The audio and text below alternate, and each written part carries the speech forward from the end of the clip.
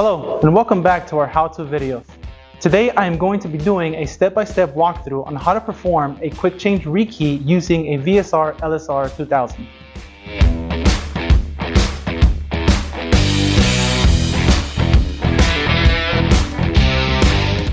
Before we get started, keep in mind that in order to perform a quick change rekey, your lock needs to have at least one more code remaining. If you are not sure how many more codes you have, ask your VSR rep when you let them know of the situation. For this rekey, you will need three separate keys: the operator key, the quick change key, which will have a red colored handle, and the new operator key. Also, if your locks are over 3 years old, I recommend getting a can of Foxy Lube. For the first step, we will be using the existing operator key to open up the door of whichever application we will be working with. In this case, it will be the main door.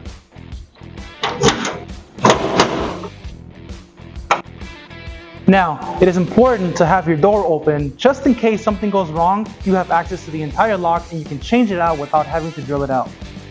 For this next step, we will be using the quick change key to perform the rekey. But first, verify the directional turn on the lock with the existing operator key. On a LSR 2000, a rekey can only be done if the lock has a full 90-degree right-hand rotation.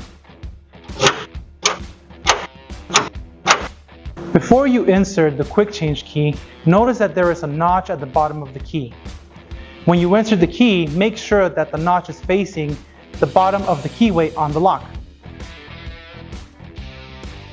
Once you have fully inserted the change key, turn the key clockwise a full 90 degrees and return it back to the original position. Before pulling out the change key, place one hand under the keyway to catch the gold-colored master wafer that has been extracted and will fall out of the notch at the bottom of the key. After the wafer has been removed, never reinsert the change key again, as this will cause the key to get stuck on the lock. If the lock has a left-handed rotation or it does not rotate a full 90 degrees, I recommend pulling out the core and performing this step while holding the core in your hand.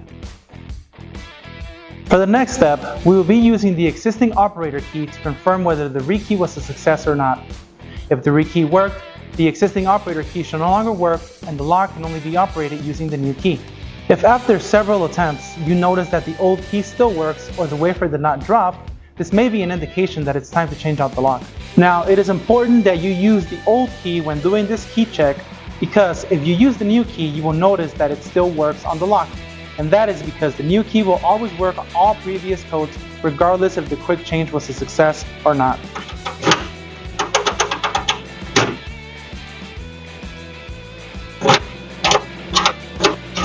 Once you have confirmed that the quick change was successful, close the door using the new key and you are done. So there you have it. If you follow these steps, you should get through your rekey process fairly simple and without any major complications. Remember to also rekey any locks that you may have in stock, and if this is your first time doing this, it may be a good idea to start with those and build up some practice. Remember to take your time and order enough keys. Thank you for watching, and I'll see you next time.